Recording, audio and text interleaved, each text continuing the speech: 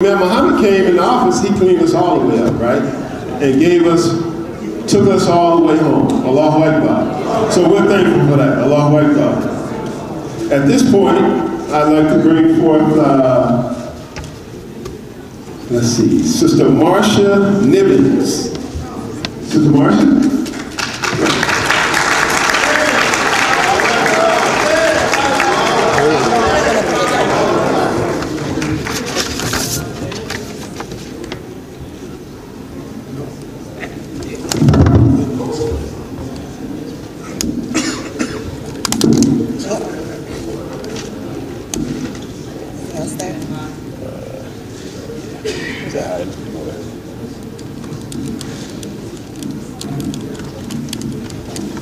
Assalamu alaikum, brothers and sisters.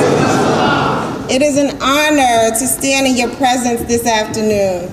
A group of beautiful, strong, courageous people with a story that must continue to be told. That's right. For the journey has always been about building bridges for peace and justice.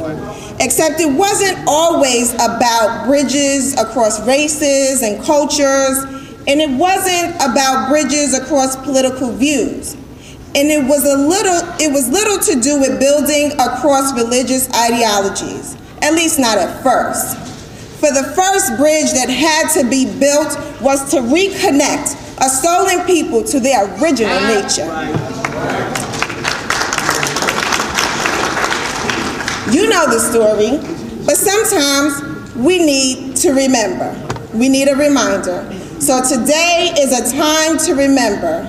A time to remember Allah's commitment to restore His people and the people's commitment to strive and persevere to regain their birthright.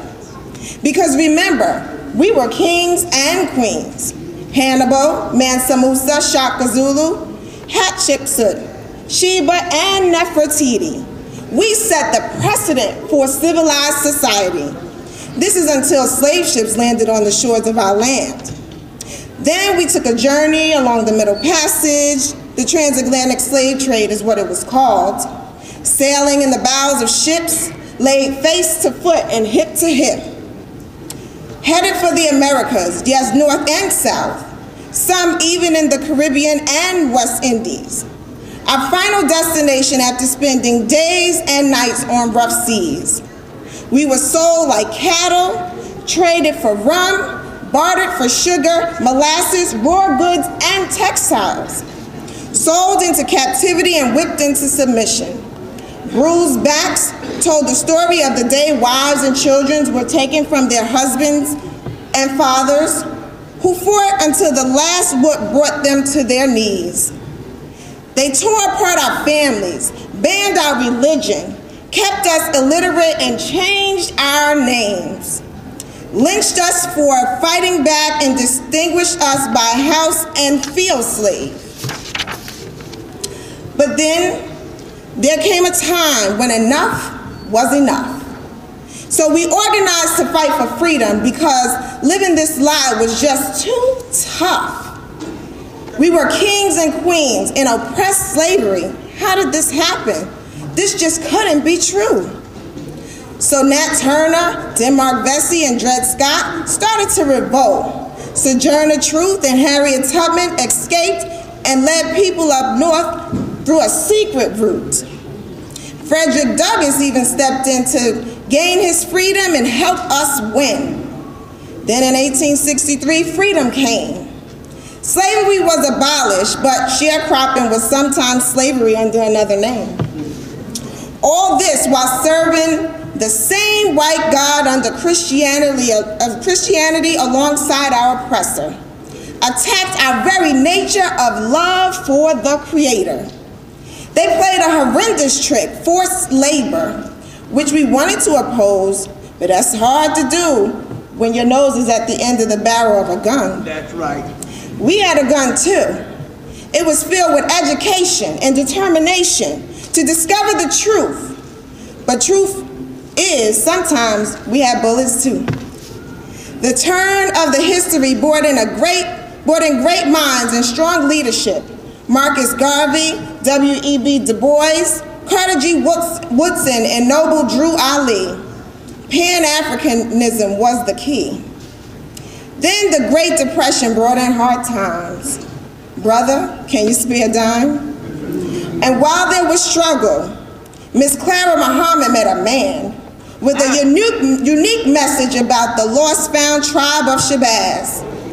Her husband, Elijah Muhammad, went to check him out and become a student who was very devout. You see, before there was Barack and Michelle, there was the Honorable Elijah Muhammad and Sister Clara Muhammad.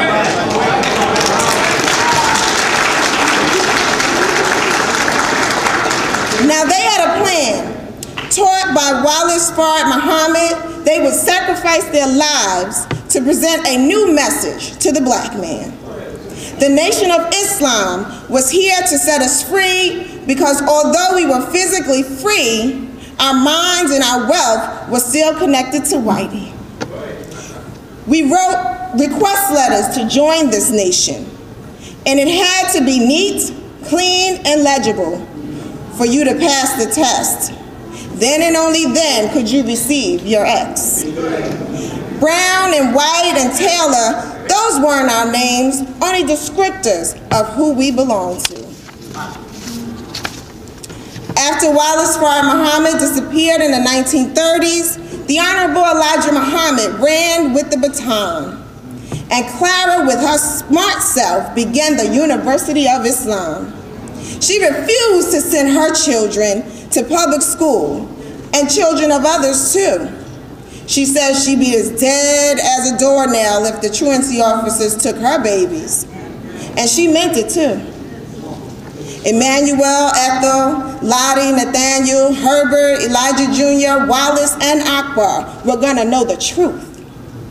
The Honorable Elijah Muhammad and Sister Clara Muhammad taught us all kinds of things.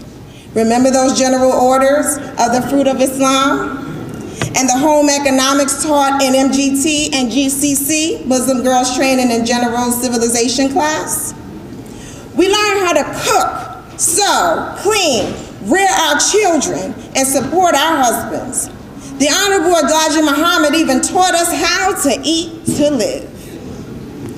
He sent us inspiration through the final call to Islam and Muslim Speaks, the predecessor to the Muslim Journal, sold door to door, 800,000 copies a week.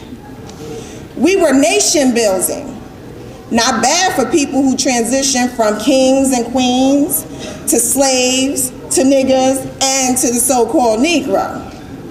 The message to the black man, do for self, rang throughout the land. We began to open businesses, sell bean pies and HG and white and fish.